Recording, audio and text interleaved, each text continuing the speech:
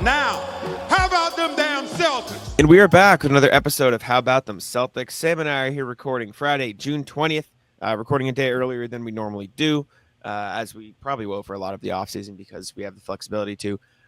Draft is in less than a week now. Trade season is probably going to ramp up here soon before free agency and into free agency. The offseason is fully underway. Summer League is coming in about 2 weeks, 3 weeks now. And so a lot of stuff on the horizon. How you doing, Sam? Doing good. Excited for the draft. I can't believe how close it is. 4 days. No. Yeah, 4 days from when everyone's hearing this. Right? Yeah. Can't wait. It's going to be a lot of fun. We've been looking at prospects for the last month. Finally going to figure out who's on the Celtics, who they pick. 3 days, technically. Yeah, technically 3 days. But we will go through a few different Celtics topics today. We'll go through your emails. We'll go around the NBA. There is going to be a Game 7. Best 2 words in sports, unless you're up 3-2 going into Game 6. Then you get to have none of that. The Lakers got sold, and we'll do the rat list and get up out of here. It's going to be a fun show, so stick around through all of it. We are here every single day, so subscribe to the channel. If you can't get enough Celtics, we have you covered. Full pods drop Tuesday, Thursday, Sunday. During the season, we do game recaps one after each game, no matter what day it is. And then on the days in between, other videos to keep you up to date with all things around the team. Right now, it's been a lot of draft prep, so if you're interested in any particular prospect, there is a good chance we did a preview on them, so go check it out on the channel. It's been a lot of fun. But yeah, fun show on the way. Jack, where are we starting? Let's start with Derrick White. Bobby Marks of ESPN, a draft cap expert, the builder, technically, of this Celtics team, thanks to his work with the Nets trade all those years ago, recently talked about what the Celtics should be looking for in a Derrick White trade. This is not a report. This is not him saying he knows teams are offering this or will be willing to offer this. This is just him saying, I think this is what the Celtics should be looking for in a potential trade for Derrick White. We can use that to jump off and look at who could offer that around the league, et cetera, whether or not we take it. We sort of did this video, but hearing this extra information, Bobby Mark says, I think it would have to be a Desmond Bane plus type offer. I love Derrick White. Every team needs a Derrick White. I think his salary is a really good at 4 years for $118 million. I think he provides tremendous value for you. I think if you did a Drew trade, you're probably sliding him. He's probably going to play on the ball a little bit more. So a little bit of insight for if they trade Derrick and if they don't trade Derrick. Who knows whether or not they will. Based on the Desmond Bane trade offer, they're probably going to get some decent packages for him. The question is, will one pique their interest enough to make them willing to pull the trigger? I think this is a point that we discussed a little bit on this show at some point over the last month. The last tidbit from Marks here is interesting to me in particular. I think if you're going to trade Derrick White, this would be probably not the best time to do it, unless you really don't think he's going to hold up this year. Because if you're going to trade Derrick, right, even if it's part of your long-term plan, and you're fully confident in him, this is a really good opportunity this year for Derrick to showcase his added skills. Like we did the what video did we do where they compared the guy to Derrick White, and it was like, he doesn't really do a whole lot on offense besides like catch and shoot. Liam McNeely. Okay. So this is a good chance for Derrick White to prove that he's far greater than Liam Neely's greatest potential. Not to say Derrick White deserved that comp or the comp is valid, but he's an all-defensive player. Like his value speaks for itself as is, but this could be a really good opportunity without Tatum, with Jalen being the guy and maybe having to miss games here and there, for him to showcase what he can do when he's given more opportunity. And if he does a good job at that and the Celtics want to move off of him next summer, the value could be even higher than it is now. But who knows? And his value shouldn't be low now by any means. I almost disagree. I almost feel like this is the best time to get off of Derrick White. Not that they should, but like theoretically, like you are correct, right? If everything goes well. If it doesn't, sure, not as good, right? And like coming off of 2 of the best seasons of his career, elite 3-point shooter, just set the record for threes made in a season for the Celtics franchise. You know what he is defensively, 3 straight all defensive seasons, and he's under contract for 4 years on a phenomenal deal. I know next year he'll be under contract for 3 years on a phenomenal deal, and what's that difference there? But like on top of that, if you wait the whole season and then you try to play the Patriots game of getting out at the top of the value, then there's not really as much of a point because you're going to have theoretically Tatum back. So you would just keep him. Like, I feel like this is the time, if you were to consider Derrick White trades, that always make the most sense. Plus, I mean, an extra year tacked on. He's going to be 31 versus 30. Like, I know that's not like the end all be all, but it's not like he's 23 turning 24. Sure. I mean, that's a good counterpoint. I think maybe Pritchard is a better player to put in that place than like somebody who hasn't really had the keys as much. He has the skill set as a ball handler and a shot creator. Like, you're probably going to see more Pritchard ball this year compared to what you saw last year, even though in stints he was one of the best scorers on the team. Maybe Derrick doesn't get to step into that role as much, and the age part of it is a real factor, I think, too, that I wasn't really thinking about, so that's a good point. Regardless, Marks makes a great point about if they trade Derrick White, they better get a pretty penny back in return. Yeah, I don't know what it would be. I mean, we looked at like the Warriors offer type thing for Derrick White. We looked at the Pelicans if they really wanted it. Like, my new question is, so before the new year league year carries over, right? Derrick White's making $19.8 million. That makes it a lot easier for teams around the NBA to potentially make a trade for him. Is there a team out there that's going to throw 4 first-round picks at the Celtics, like, or 5 first-round picks at the Celtics? And like, maybe, like the answer is like, yeah. I mean, maybe if the team believes that they are a Derrick White type player away from competing for a championship, then they might, right? Like, then they might be interested in doing something like that. But then the question becomes who, and should the Celtics just do it? And, you know, from there on, like, what would they do with what they got back? Like, here's what I pose to you, right? If the Rockets feel like they are ready to compete for a championship or whatever in the next few years, right? Getting Derrick White alongside Fred VanVleet, alongside Jalen Green, like, pretty ideal. Getting that level of 3-and-D player next to your core. If they offered you Reed Shepherd, Jock Landale, and 4 first-round picks, including 2 Suns picks for Derrick White, like, you know what I'm saying? Like, One of those them are the would types have to of be the Desmond Bane 10th things. pick. Sure, Year. yeah. Number 10, 2 Phoenix first-round picks. You'd have to consider it. It's so funny. Like, I pulled up Tankathon to look and be like, well, let's see what teams that are up towards the lottery would be interested in Derrick. And that was the one I landed on, too. I was going to bring it up if you didn't. Houston, like, you can kind of see the equation. White was here for the back half of the Ime season when they really started to cook and made the finals. Like, he played under him. Ime just got extended. There's no rumors. We are not suggesting that they do trade Derrick White. Please don't go in the comments and be like, I can't believe you guys want to trade Derrick White. We're at a point with the Celtics where Shams is out there saying that I'm sure teams are giving them big offers. And if Bobby they can Marks get 4 or 5 first-round picks for Derrick White, it's hard not to trade Derrick White. And I love Derrick White. It's just the business. That's just how it is. You don't get that type of offer for any player, let alone an elite role player, not like a superstar. And depending on what you get back, you're also stepping towards your ultimate goal of clearing cap space. Some of the players coming in return from Houston would mitigate that a little bit. But you can make secondary moves to trade them and so on, and then getting the draft picks helps you down the line to alleviate the cap not even pressure that. too. Reed Shepherd and Jock Landale are going to make similar salaries this year to next year, and Derrick White's salary is going to jump. So they'll clear that like $11 million off the books just by that alone. And listen, I don't know. The more we talk about this, like, the less devastated I would be if like a notification popped up with a trade like this. I'm not rooting for it. I don't want it.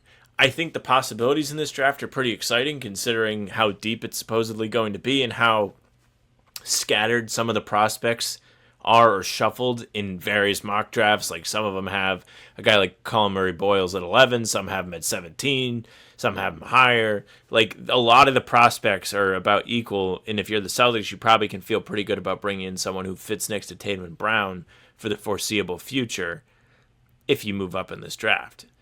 I don't think that they should actively be pursuing a move up in the draft trade, but if a monster trade comes in where you're getting Phoenix Suns picks back, you have to listen because Phoenix is, by all accounts, going to be terrible for years. And you could capitalize and bring in real talent to play along Tatum and Brown, who are going to be on Supermax contracts for years. Like, Tatum's Supermax contract year 1 is next year when he's sitting on the sideline with a ruptured Achilles. which is no fault of his own. That's just the reality of it. This is the most money he's ever going to be paid, and it's not going anywhere. Like, you're going to need to find ways to get in supporting cast players on cheap contracts. The best way to do that is either by being nasty and getting guys who want to ring chase, which really doesn't exist as much anymore, or drafting well, which does exist. And like, what if the Spurs call you up and say, "Hey, we really want Derrick White. We really want this." Let's say We miss him. I mean, that wouldn't make a ton of sense maybe if they do draft Dylan Harper, but let's say they trade that for KD or Giannis or something silly. Like they say, "Hey, we'll give you 14 and 3 future first round picks and matching salary, or 4 future." Like there's just a lot of stuff to consider when you think about it, like a Desmond Bane plus type offer, considering the Magic sent out negative value contracts and 4 firsts and a pick swap. And if teams are willing to give that up for Derrick White, are the Celtics going to be interested? Are they going to bite? Are they going to pull the trigger on something? And the answer is maybe. Like, who knows? It's like the problem is, or the interesting part is finding the balance of what team has that type of offer and is willing to trade the assets because they feel like they're close. And Warriors, Rockets, Spurs maybe make the most sense. I do wonder. I don't think the Timberwolves have a ton of pick. I think that would make a ton of sense for them too, but I don't think they have enough picks to make the Celtics interested. But that would be interesting too. Do you do a deal with the Thunder? Do the Thunder like just kind of peek their head around and be like, "What do you think? Like, would you give them to us for a bunch of our picks?" I mean, it depends on what picks they have. I don't really know what picks they have. Like, I don't know. Let's spot track. Let's take a look.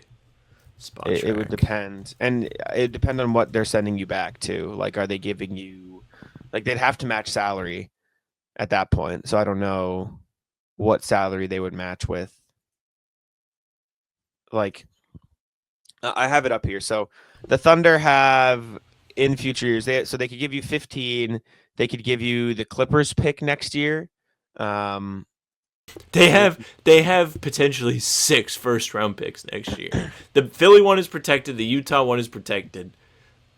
Houston's protected top 4. Yeah. A lot of picks. Well, they have the 2 most / more favorable of LAC, Houston 5-30, and OKC. And then the other one goes to Washington, OKC via Philly. So I don't think they have 4. I think they're technically going to have 2 next year. Looking in spot track. I mean, they could give you the best of those next year, which is probably pretty good. They can give you their own a bunch of years out. OKC sneaky doesn't have like the million picks of the world that we thought they did in past years. A lot of them are passing as we speak right now, right? Like they're gonna have 2-ish next year first. They have a million seconds. They have Dallas's in 2028. So like if you think they're gonna fall off, there's that, but they're gonna get Cooper Flag now. They have Denver's top 5 protected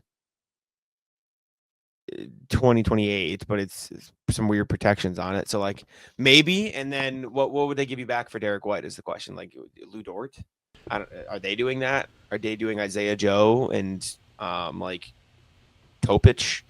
Maybe if they throw enough at you, like Topic and like Isaiah Joe and like 5 firsts or 6 firsts, then maybe you consider it. But since the firsts themselves aren't like incredible, you'd have to get a million of them. Yeah. I could just like, I don't know what I think is going to happen in Game 7, but like if they lose Game 7, maybe there's like an instinct where it's like, man, gotta get some more firepower, like gotta get some experience, whatever. Like the cliche shit that we all say about teams after they don't really achieve what they set out to, where realistically Sam Presti could just sit there and be like, all right, like Chet will get a little bit better, J-Dub will get a little bit better, Shea will get a little bit better, and they'll come back next year ready to fight again. But like, we're so programmed to be like, they have to go out and get another piece so they can get over the hump next year. And I mean, it could happen, but go destroy your draft cabinet because you were 48 minutes away. It's ridiculous. You're 100% right though. I get it. It's just insane when you. It's just how the discourse goes.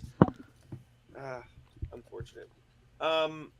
Before we continue, I need to tell you guys about PrizePicks, the best place to get real money sports action. This sports season, whatever sports season that you find yourself in or you find yourself entertained by, Sam and I do the PrizePicks every pregame show during the Celtics season. We'll pick more or less on at least 2 player props for a chance to win up to 2000x your cash. You can mix and match the players from different sports. If you want to pick baseball guys, you can pick baseball guys, throw them in with baseball. Obviously, there's only one game left in the NBA Finals, which is tonight as you're listening to this. So get your last chance in there. Hockey's over too, so it's really just baseball. And you can go with eSports or the WNBA or anything else you'd like to. So mix and match there. It's the best way to get action on sports in more than 30 states, including California, Texas, Georgia, and in Massachusetts. So make sure to go on over to PrizePicks and check it out. Download the app today and use code CLNS to get $50 instantly after you play your first $5 lineup. That is code CLNS to get $50 instantly after you play your first $5 lineup. PrizePicks, run your game. Okay. Next thing. Ads over. If you're putting bets on eSports, I don't know what to tell you. Is what it is. End of rant. Sure. You always mess up the timestamps when you do that because I can't say we're starting the Celtics section at something, and I know it's just going to be a quick little something, but I can't put it as part of the ad time. I apologize. I can't put it. I have a friend that's like really addicted to gambling that like will actually do that, so it hit a little close to home for me. Shut the fuck up. Shams said the Celtics are potentially entering a retooling year. He was on the Pat McAfee show. And he said, quote, how the Celtics are operating in this space right now is that they're looking at next year as a retooling year. That doesn't mean you don't want to stay competitive. That doesn't mean you don't want to continue. But realistically, without Jason Tatum, it's going to be tough.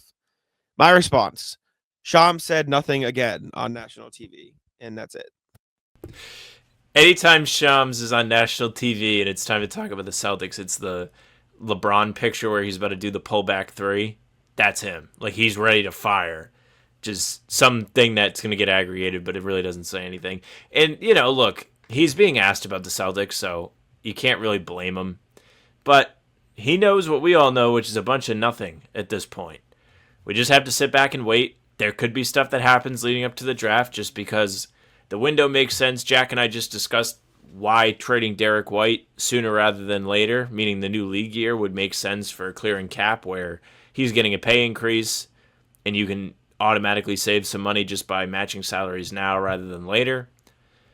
Sure, it could happen, but if they're retooling next year, then that's pretty good, I guess. Like, it means that we don't have to sit here and go into our little bunker and prepare for the roster to be absolutely blown up. We can maybe sit and think about a fun season next year, like a no expectations type of season, like maybe how it felt going into 21-22. My thing with this, he's not saying anything about what they're going to do. What does retooling mean? Does that mean I think retooling would mean like trying to swap out like guys on the fly, like essentially what we have heard, right? No, like I know, where the Celtics aren't like, going to cave. I know, Go but ahead. like that's nothing. It's just they're going to trade 1 or 2 guys. That's all he's saying. He's just saying it in a different way. He's just like there's nothing new. He says they're entering a retooling year. They might still be competitive. They might still. He's just saying they're going to probably trade a couple of their big pieces and reshape what their roster looks like. Yeah, no shit, Shams. Like obviously, and again, like you said, he's being asked about it, but like he doesn't know anything. Like he clearly doesn't know anything. There has been no new information provided by Shams in the past 4 weeks. Everyone is running with this. The Celtics are getting big offers for Derrick White and Jaylen Brown thing. Shams said they are probably, or they should be getting big offers. He didn't say they are. He said, yeah, they're probably getting big offers for those guys, and everyone's just running with it like what he says is gospel. And again, it's not his fault necessarily, but like. I need people, especially people who listen to this and are very clearly like big Celtics fans. Shams doesn't know shit. Like Shams is not reporting anything. None of this is actual reporting from Shams. Does he know more than me or know more than like the fan on the street? Absolutely. But like he is not saying exactly what the Celtics are doing or what the offers they are exactly getting is. He is just saying what he believes to be happening based on his overarching knowledge of the NBA and everything. Like this is a bunch of nothing. Retooling probably means they're going to trade 2 of their 4 big stars of Porzingis, Jalen, Derrick, or Drew, and then maybe Sam Hauser too, and go from there with the roster that comes from that. And that's like, yeah, that's what we've been talking about for the past month. I think like I felt like a little less certain or clear on like what I think the outlook will be next year. Like where I can imagine a world where it's like just Jalen and Derrick left, and whatever they get back for Drew and Kristaps is more of about the money that they saved rather than any pieces they would have got back. And like maybe they even like further flip pieces, right? So like it would be like Derrick, Jalen, Tatum injured, and then a lot of like moving pieces. Pritchard gets a bigger role. Shireman is asked to do more. Like you get to look at your two rookies. You get to look at Walsh more. Like there is a world where like they are not really looking to be as competitive. But retooling speaks like what that word specifically says to me is they are looking to trade and save money, yes, but get replacement-esque players who can somewhat do the things that they are losing in losing Holiday and Porzingis or whoever it is, right? Does that make sense? Not really.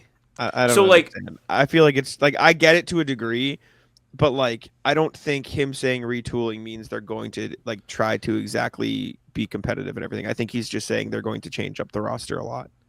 I mean, if that's what he means, that's what he means. But when I hear it, it's like we're going to trade Drew Holiday and get Chris Dunn back because Chris he Dunn immediately does some of the things. He immediately calls it a retooling year and says that doesn't mean they don't want to be competitive. So clearly, when he's saying retooling, he means like they're going to just change shit, and then he has to clarify about the competitive part. So I don't think the retooling has anything to do with the actual competitiveness part of it. Okay, sure. I don't know. I think he's just talking out of his ass, which he has to because that's his job. But I don't think there's anything like. I think it's a bunch of nothing. I mean, he'll don't get me wrong. He'll know when they make the trade because that's how the NBA media landscape works. He'll be the first to break the Jalen, Derrick, Drew, Kristaps, whatever trade because that'll go to him. But right now, I think the Celtics are pretty closed doors. Regardless, emails. Let's check in with what y'all had to say. A reminder, as always, you guys can email us at hbtcpod@gmail.com. That's hbtcpod@gmail.com. First one we have. Or both of the ones we have today are from RJ. RJ says some context about an OKC ring. All right. Morning, folks. While way too many folks are spewing vaporware about trade and draft pick scenarios, latest, KD will be sent to Mars for Mons Olympus and their South Pole water rates. Let me say something about the Thunder winning a title this year and how that matters to Celtics fans. The Thunder closed the deal in either Game 6 or 7. Their squad will have won the finals without previous finals or conference finals experience. Since the Celtics did the same thing in 2008, this has happened about once every 4 years. The last team to do so in a non-COVID year were the 2019 Raptors. Rosters that get to that level tend to stay at that level unless they suffer an injury or shoot themselves in the foot and try to remake the core of the team. Boston has been to the ECF or better in 3 of the 4 years since they added Derrick White to the mix. Even though JT will be out most of the coming season, in the medical reports, if the medical reports tell Brad that Tatum is coming back in good health, and there's no reason to voluntarily give up either Derrick or Jalen this year, not for draft picks, not for younger developing talent. The season would still have their championship core under contract through 2029. Tatum would be 30, Brown 33, White 34. They would be the same age as the Curry, Clay, Dre when they won the 2022 title. Do the C's keep 3 full seasons of players who know how to win it and also add to it? Absolutely. But people need to stop suggesting they bust up the best chance to raise more banners. Be well, RJ, who wishes he could play poker against some of these GM wannabes. I get it. I also think there is just this like, you want to get out when the value's at its best. Like if people are paying double the price this summer, like, and you feel like you can use that to build a good enough team around Tatum. Like I do think there's some nuance to it. I am team keep Jalen and Derrick and do what you said, but I don't think it is invalid to talk about making a move right now. Yeah. I mean, look, there's always the fact of the matter that like, if you're trading for draft picks, you're trading for players you hope can become the players that you traded away. And I think that's very valid. But at the same time, like, if you're trading away, like, 2 of your pillars, like, if you traded one of Jalen or Derrick and you got draft picks back, you can talk yourself into the financial part of it where you're getting cheaper players who can contribute at somewhat similar levels to be ready for when Tatum comes back and so on. I don't know which way is the right way. I would prefer to do the retooling and keep all 3 of those guys as you've suggested in the email, just because I think it makes sense to do so. Because, well, Tatum and Brown are under contract for a while. It's kind of the point, right? Like, when you sign those guys to big contract extensions, you hope that they're here for a while. So why not take advantage of it? It's not like they've done anything to make you feel like they can't play. Yeah. I think it just wholly depends on what the offers are. Like, and then you just kind of got to go from there. But last email, different style of scouting. Afternoon, folks. Another different take on draft analysis. Which organizations have shown out to be the best at developing talent, either by position, for example, Miami knowing how to develop wings, but point guards not so much, or maybe the downside, the Bulls draft talented guys but give up on them too soon. We always focus on a draft pick hitting or busting, but how much of that is getting paired with the wrong regime for the development? Again, something to think about as we hit the real summer break. Be well, RJ, who knows that bad management makes for bad organizations. Yeah, I mean, location and situation is everything for developing talent. Like if you go to a place where you can't play, or you go to a place where you're forced to do too much, or with a bad coach who doesn't believe in you, et cetera, then it's going to be a tough spot to climb out of. And I think from there, it's a tough spot. I feel like Miami is like always one of those teams we consider like being a great developmental team. But it's more of like not guys they draft, guys they find, and all of a sudden are good players filling roles. I'm trying to think of other organizations that you can like really feel great about that with them. Grizzlies. Yeah. Santi Memphis has Aldama. had some pretty good guys. Yep, Desmond just come Bane, late in. first round pick. Jay Huff got a multi-year contract. Scottie Pippen was really good this I mean, past you could year. look at the Celtics and do it. Pritchard, They've been good. Hauser, Cornette. Hauser, Cornette. Those are Pritchard less so because they did draft him and they've had him since he was a rookie. The other two like were brought in as developmental projects and they've panned out pretty well. Like Cornette's probably gonna get a good paycheck in the summer, whether it's from Boston or somewhere else. Hauser's already on a good deal. Pritchard got the $8 million per year deal. Like all three of them have risen into being contributors on a championship team, which is pretty good for people that you either draft late in the first round or later or just are undrafted. So Boston should get a nod. Hat tip in that. Yeah, no, the Celtics are good at developing talent for sure. They've gotten a lot better after a few years where it was kind of rough. But anyways, before we keep going, I do need to tell you guys quickly about Gametime. Gametime is the best place for all your ticketing needs this sports season. It's baseball season now. The NBA season is wrapped up. And if you're listening to this pod, you're probably a Red Sox fan. So make sure to get to Fenway when you can this season to check out Gametime. Let me share my screen to show you some of the best features of Gametime, some of my favorite features. And speaking of Red Sox, let's take a look. They're playing the Blue Jays come to town at the end of this month. My favorite feature is that you can see the exact view from the seat you might get right here on the Green Monster. You can see exactly what you would be seeing if you did purchase that ticket. Zone deals, I mean, you can click the zone deal, buy the ticket for that price, and then get seated randomly in that zone for a little bit of a discount. The Fire Emblem means you're getting the cheapest ticket in the stadium. And then these right here mean you're getting the best value deal. This is a super deal. This is what Gametime sees as the best value deal, best bang for your buck in the stadium.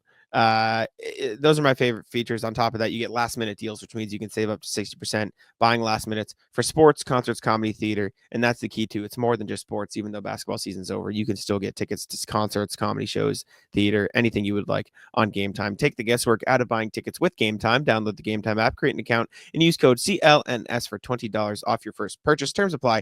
Again, create an account, redeem code CLNS for $20 off. Download the Gametime app today. Last minute tickets, lowest price guaranteed. To the NBA. The NBA Finals are going to a Game 7 for the first time since the Cavs and the Warriors in 2016, since LeBron's block, since the Cavs won their first and only ring in franchise history. Pacers absolutely destroyed the Thunder on their home floor in Game 6, or the Pacers' home floor, I should say. They were in Indiana. Got the win, heading back to OKC. Tyrese Halliburton played on an injured calf. Pascal Siakam rolled his eyes in the back of his head, then postered the shit out of Jalen Williams in the middle of the game.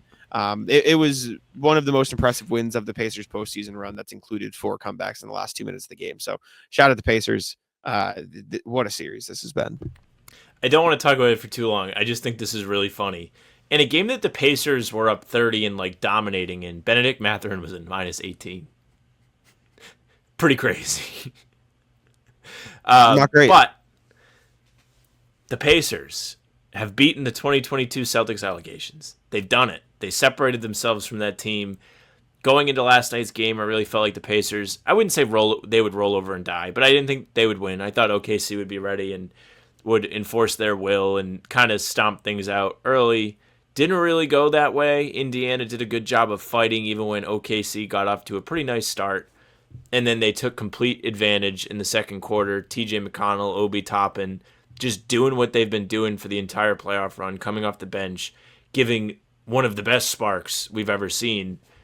And they've done it so consistently. Like Obi Toppin. We all have talked about TJ McConnell because his stuff is like so crazy. Obi Toppin has blossomed, playoff risen, whatever you want to call it, into this incredible role player who's a freak athlete and is a very consistent 3-point shooter in the playoffs all of a sudden. Good for him. Like, what a great guy to have off your bench if you're Indiana. I know, dude. That's what I said last pod. It's like him and Lou Dort. It's like if they're playing well, that's going to win it for you, right? Like that's the difference. And Obi Toppin has played well for a lot of these Pacers games. Shout out Obi Toppin. Shout out McConnell, like you said. What a win, man. Oh, my God. I mean, they just killed them. It wasn't even close. And the Thunder, who are a very low turnover team, turned the ball over a shit ton, just like they did in a game earlier this series. Like, if the Pacers can turn the Thunder over and play defense like that, that's a huge difference. Something else I saw, I think 3Cone, who's like a big Thunder fan, big content creator on Twitter, put out at home this series, and these are rough numbers because I don't have the tweet in front of me. Home this series, the Thunder are shooting 39% from three. In Indiana, they shot 30% from three. Huge swing. Huge swing. Role players play better at home type of thing. Also, you mentioned Lou Dort. Lou Dort became human again yesterday. Just 1 of 5 from the field, 1 of 5 from three. Only shot threes. He had been a sniper all series long. Even in that game 5 in Oklahoma City, like he made some massive shots in that one. The Pacers had cut it down to 2, and then all of a sudden Dort makes threes again in the fourth quarter. But really, all of OKC's role players didn't show up yesterday. Shea and J-Dub were the only guys who had anything for him.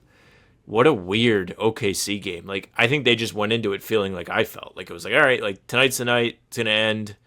Pacers didn't hear no bell. Came out and just kicked ass. Good for them. Good for their fans. Yeah. Glad they got to see such a cool win. I'll tell you what. Game 4 has to sting. Right now, Game 4 has to sting because they were in really firm control of that If one. you're the Thunder, Game 1 sucks. Game 1 sucks, too. You should have won in 5 if you're talking yourself into it. It's funny. Shea and J-Dub, you just said like the only guys. J-Dub was 0-4 from 3 and a minus 40 in the box score, and Shea had 8 turnovers. Back-to-back 40 bombs for J-Dub. They sucked. The Thunder just sucked, man. The biggest question I saw roaming around on Twitter is if, this series ends, whoever's wins, like, if the Thunder win, it's probably just Shea, right? Shea is probably just the MVP. J-Dub might have a case, but Shea's averaging 6 more points. And J-Dub has been more efficient. If the Pacers win, who the hell gets Finals MVP? TJ McConnell, of course. Is it Siakam? Is it just Siakam? Siakam's averaging. It might really be 20. Siakam. He's been awesome. He's been really good. I mean, yeah, it's probably just Siakam. TJ McConnell's averaging 11, 3, and 4.5. Though. What I thought you were going to say is which role player is it going to be on either side that is like the Game 7 guy? Like, Also I mean, true. we've been fortunate enough as Celtics fans and media to be a part of deep playoff runs for the better part of 10 years now. 10 straight seasons Boston has been in the playoffs, and they have played in Game 7s. The most notable role player performances in Game 7 have been Grant Williams and Kelly Olynyk, who both just turned into snipers from 3 and made shots. There's a real chance for guys on either of these teams to step up. If you had to pick one guy, I have my pick for the Pacers. Who would it be? That's going to be the random. For either team? You can do one of each. I think Aaron Wiggins. He had a big game 5. I think he'd have a big game 7. For the Pacers, Ben Mathurin would be fine. I know what you're gonna pick. I'll go. I think TJ is just like the easy choice. Like I think it would probably just be TJ McConnell again. If you ask me, it's going to be Miles Turner because Miles Turner has been fucking horrible the whole series. He's saving it all for Game 7. That man has not had the ball in his... No. That man, Miles Turner, has not had the ball in his hands one time that I was like, this is going to go well. Hasn't. Imagine he just shoots like 5 of 9 from 3 in Game 7. That's what I'm saying. Like, he's due. He's like a good 3-point shooter. He's a good floor spacer. He's fine, He's yeah. had good playoff games. Like, he's done it. I don't know if he's tired or what, but he seems to be short on a lot of his threes. He just hasn't had his touch from out there. What if he just goes off in Game 7?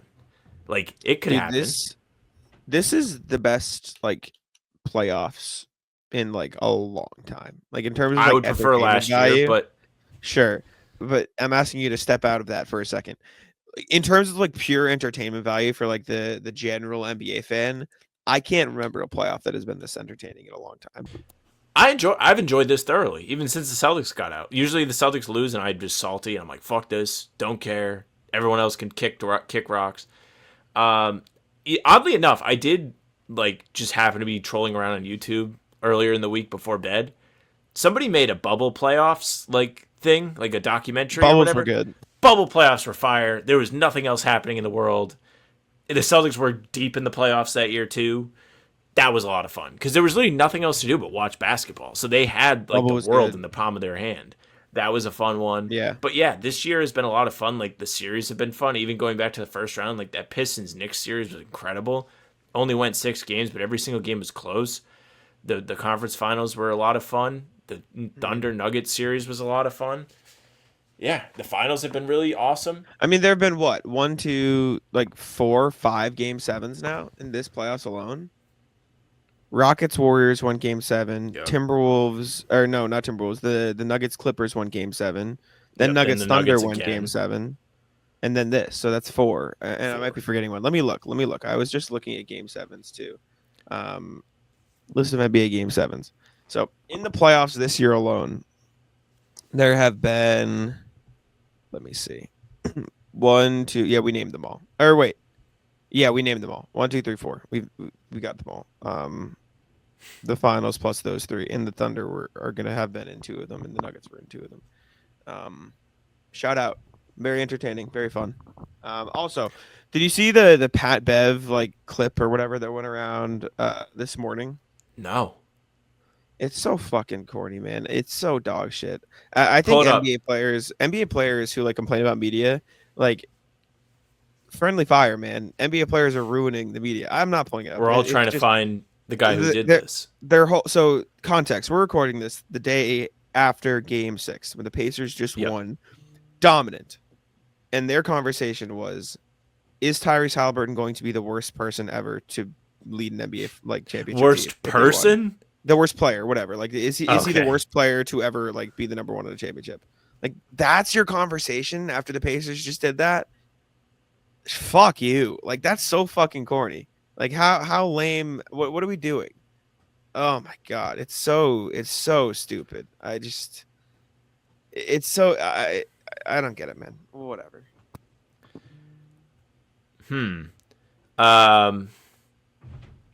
Also about this playoffs, the Halliburton stuff is crazy. By the way, like just the weirdest guy to like have the media hate on, like Stephen A. being like glad he's hurt, like crazy banana land stuff. And then It's always like someone. Pat Bev. I mean, They like always just pick one.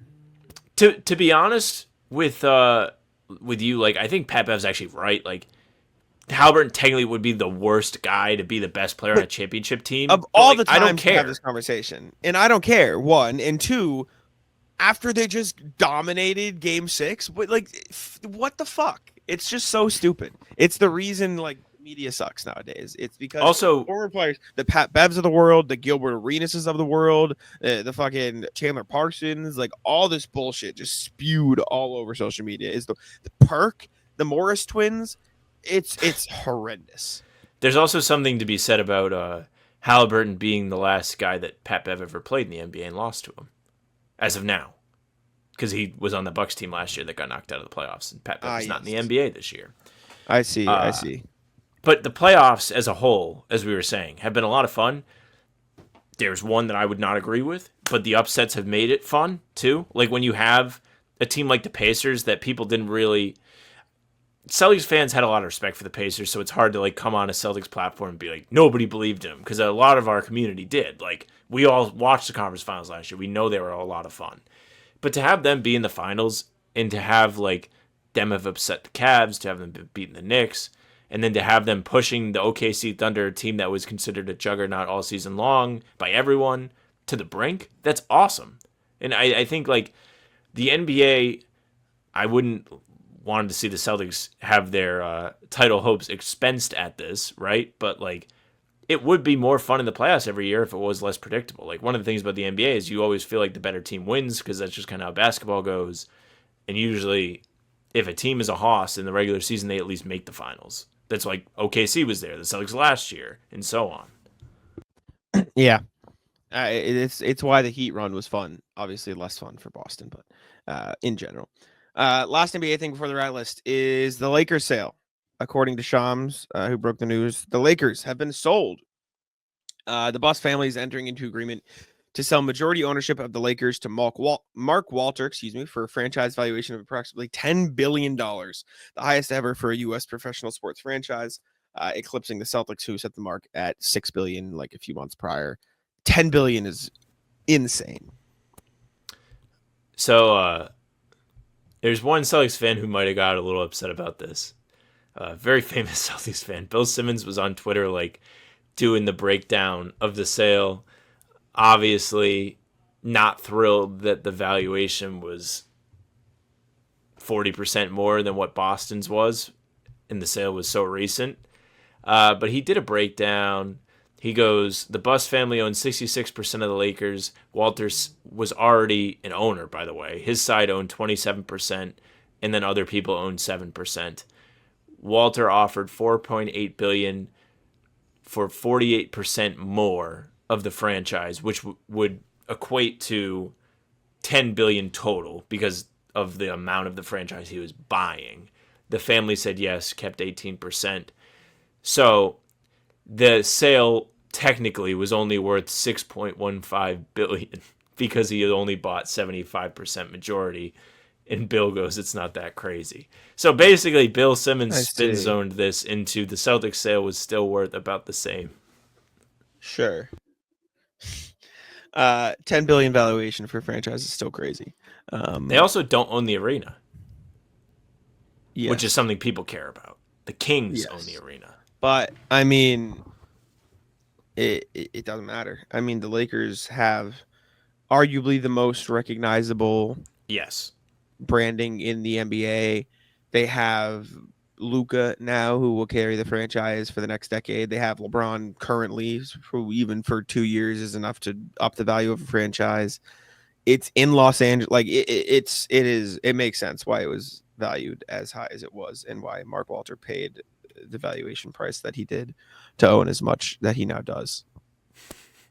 Can you imagine just selling some for $10 billion? A billion in general is ridiculous. Billion is nuts. I don't even know what I would do. Probably nothing. I wouldn't do anything. I would literally do nothing. Nobody could make me do a damn thing. Actually, that's not true. I would do all this stuff still, I think. I like doing this all, and I would be happy to be involved, but I would never work again. Yeah, I think that's a good start. Hot take, guy who earns a random $10 billion would never work again. Really, Sam? I thought you were gonna go work in an office again, dumbass. All right, Rallis, what do you got? Rat list is so the college football league has been on pause for a week. One of our players went on vacation, and we decided to pause the league, and he's supposed to be back today. And because of that, I had planned all week, Friday night, Xbox night. Not going to have any conflict. I'm reserving it. Maybe we'll run through a couple rounds of the playoffs, whatever happens. We'll make a fun night of it, me and the boys. This morning in the big group chat, one of the guys goes, got out of work early. Anyone want to make plans for tonight? And I said, buddy, what are we talking about here? If I get on Xbox tonight and we are not running through weeks of the league, I'm going to be rip shit pissed because the lady was like, hey, one of my friends having a get together tomorrow, like blah, blah, blah. So I have committed to doing things on Saturday when I could have elected to hang out today instead. I'm going to be pretty pissed if I chose today for no reason. I'll tell you that. So wait, the person who was supposed to be unavailable for the league is now available? The person who was on vacation for a week is now available, we all knew that. Today was the day. So essentially, we've all had this day planned for like a week because we knew Joe was not going to be home. Yes. And now you are doing college football still, though. Yes. We hope so. But one of the guys whose team is still in the playoffs was like asking a different group chat for plans. And I was like, what the fuck? I see. I understand. Is Henry still in the playoffs? I think Henry should be in it. Henry's pumped. When I was like, everyone, like, Good. Are we starting again tomorrow last night? Because I want to make sure. Henry gave me the double exclamation point. He's pumped up. Huge. I love that. What do I want to do? It's too hot. Yesterday was too hot. It was like 90 here. Oh, so hot out. The humidity is the worst part too. Like I can do hot and a little like nice little breeze or not humid, like dry. Like the humid is like disgusting. I don't fuck with that a lot. Other than that though, I don't really have much else. I have a lot of editing I need to do. That's stressing me out, but that's all I got. We'll cut it there. We'll let Jack get to work. All right. I could bullshit with you about the heat and the elements for another 10 minutes, but I will not. All right. I appreciate that. Yes. Appreciate y'all for tuning in. Make sure to leave a like, subscribe to Bout Them Celtics, and all that same. Check it out. All right, guys. Thank you very much for listening and watching. Make sure you subscribe, leave a like, comment. Tell us what you're thinking heading into draft week. We're almost here. New Celtic stuff is coming down the pipeline. Can't wait. Stick around with us through all of it. Subscribe. We're putting out these pods Tuesday, Thursday, and Sunday. We'll have other videos on the channel between lots of scouting stuff coming down the line. Be on the lookout for it. We are planning on doing 2 videos a day leading up to the draft. Hopefully we'll have Tyler Rucker on once more to look into some prospects and just let us know how we did on our tier list. So be on the lookout for that too. You can find us on Spotify and Apple. All pods and recaps are up there, so if you just want those followed, they will go right to your feed. Leave a 5-star review. We'd appreciate that very much. You can email us, hbtcpod@gmail.com. You can find our socials at How About Them C's for Twitter, Instagram, and TikTok. Facebook's just the name of the podcast. All streams are there. They're on YouTube. They're on Twitter. Jack's Twitter's at JackSimoneNBA. Mine's at Sam LaFrance NBA. That's it for us. Bye. Tic-tac-toe.